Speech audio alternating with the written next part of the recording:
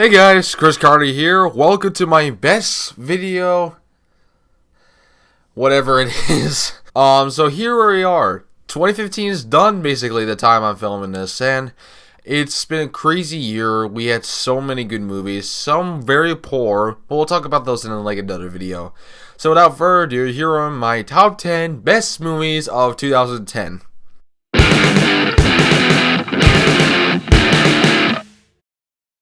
Keep in mind that these are my personal favorites. If you guys have your favorites, like, in movies, that's awesome. You can have fun with movies. I can have fun with movies.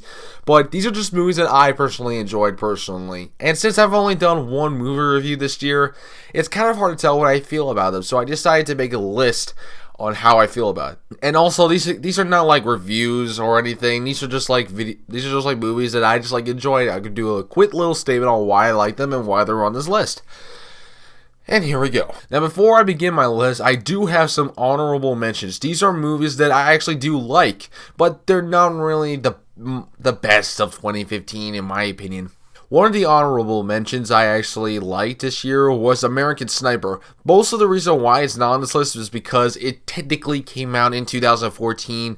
It was released worldwide in 2015. I saw it back then, and it was enjoyable, and that's mostly the reason why. And this is a movie that a lot of people are going to hate me for putting this on the honorable mentions and on the actual list. Mad Max Fury Road. Why is it not on the list? Because I didn't really find it all that great. It's a good movie, but it's not really in the great genre in my opinion. So that's mostly why. We have 3 more movies to discuss on the honorable mentions. That is Jurassic World, I like that a lot, Kingsman: The Secret Service, and M. Night Shyamalan's The Visit. He has returned. Man, a good movie. So hopefully you guys can enjoy it. And that's it, guys. That's down on the honorable mentions. So let's start off this list with number 10.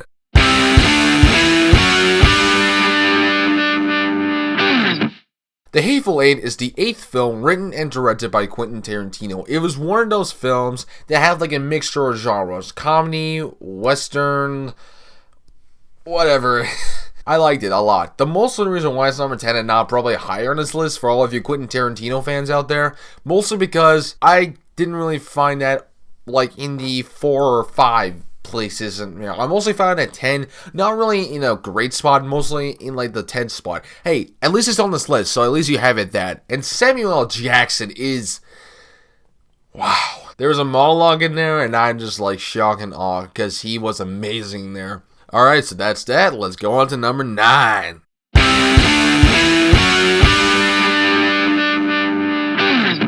The Hunger Games Mockingjay Part 2 is a great conclusion to a great book saga. Everything about it is like, it's everything I actually wanted to be. A perfect ending. And this actually shows a great ending. Jennifer Lawrence was great in the movie, as well as Josh Hutcherson and Liam Hemsworth. Best he's done in years. And also, Julianne Moore. Wow, is she good in there. And this is probably the last one with a CGI'd Philip Seymour Hoffman. So at least we got that. And this is definitely a great conclusion. It's everything I wanted it to be. That's all I can say about that. So, for number 8, we're getting a little bit spy-ish, don't we? Anyways, number 8 is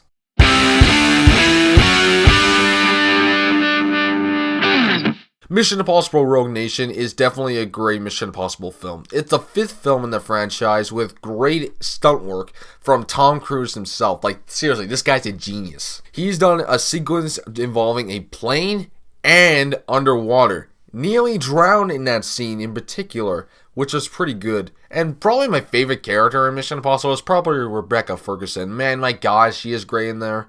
The actions is so well handled. Everything about it is great. Yes, it's better than Mad Max Fury Road. I am sorry about all of you guys who like Mad Max Fury Road, but I like Mission Impossible better, so that's my opinion. It's mine, not yours. Coming in at number 7 is a movie that's probably going to piss my dad off for not even being higher on this list because people didn't exactly like it better than the first one. I liked it. I sort of agree with a lot of people. It's not really the best out of the first one, but at least it's on this list, Dad, so just get that.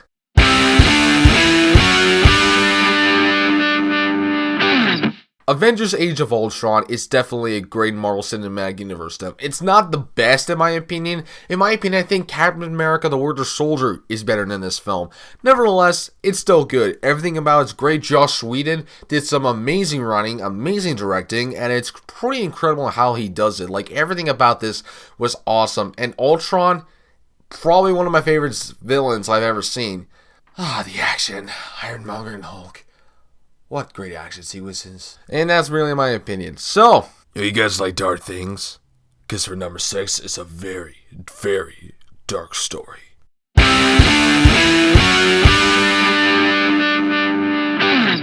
And when I mean dark, I obviously mean Sicario. I mean, okay, I might as well stop. I'm not really cool. Sicario is actually really good. It's a good drug bust movie. They actually made it better than what it should have had. Denis Villeneuve is one of the best modern directors I've known. He's directed Prisoners and Enemy. I really liked both of those films. And if you guys enjoy this, you will definitely enjoy Sicario, because it's definitely one of the best directed films I've ever seen. Emily Blunt is fantastic. She may be my favorite actress. I had to keep seeing her in movies and movies in order for me to like her. And she is doing her best. And I just love her.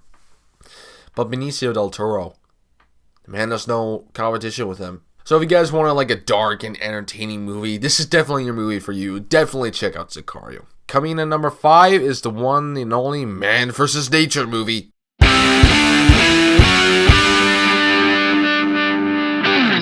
The Revenant is directed by Alejandro González Iñárritu, the director of the Oscar-winning film of 2014, Birdman or The Unexpected Virtue of Ignorance. I have not seen that film, so don't mind me if I have not seen that film. But after seeing this film, I can clearly tell what kind of a director he was. This guy is a great director. He has cinematography that doesn't involve setups of camera work. They're all natural lighting. Everything about the lighting in this film is clearly natural. They use fires, they use the sun, they use the stove, they use actual rain, and it is amazing. And Leonardo DiCaprio, my God, was he amazing in this movie. This is a movie I actually recently watched, I literally watched it on this computer right here, and that was like 6 hours ago, the time of filming this, and I love it.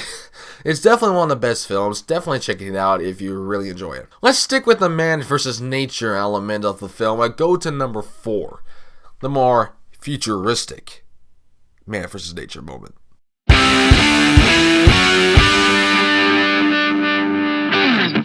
The Martian is probably the only movie on this list I have ever made a review on. It's actually the first review I've ever made and the first movie I've ever reviewed. But nevertheless, it's a great movie. I love it. I gave it an A+ for a good reason. It's funny, it's creative, and Matt Damon is awesome. Ridley Scott made Mars pretty cool. You gotta admit that. It's pretty cool. So if you're really for a really good man versus nature film, this is definitely your movie for you. It's funny, witty, and brilliant. Coming in at number 3 is a movie that probably a lot of people were not expecting to be great. I truly thought this movie was terrific, so let's get on to this.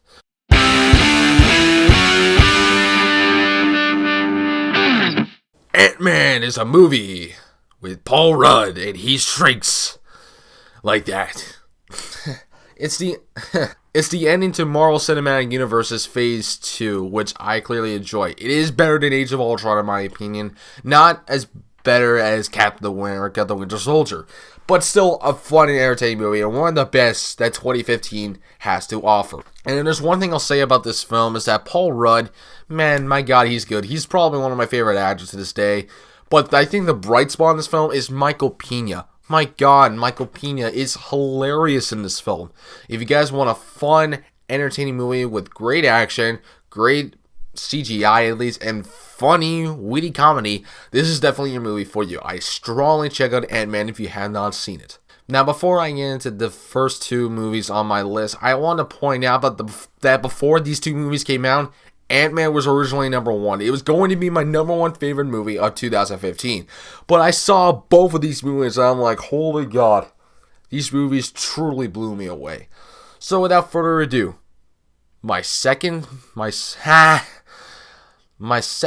favorite movie of 2015 is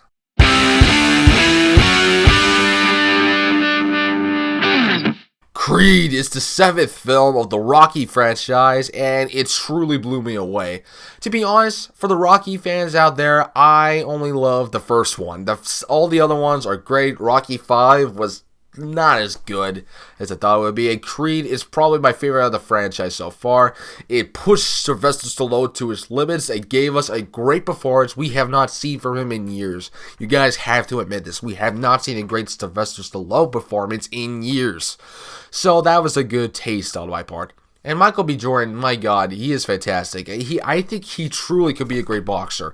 If he is not nominated for an Oscar for Best Acting, I'll be very disappointed. Creed is one of the best films ever in 2015, and it should be nominated for an Oscar for this incredible film that I cannot believe to be this good. Well, guys, you may have expected this to number 1, but nevertheless, my favorite film of 2015 is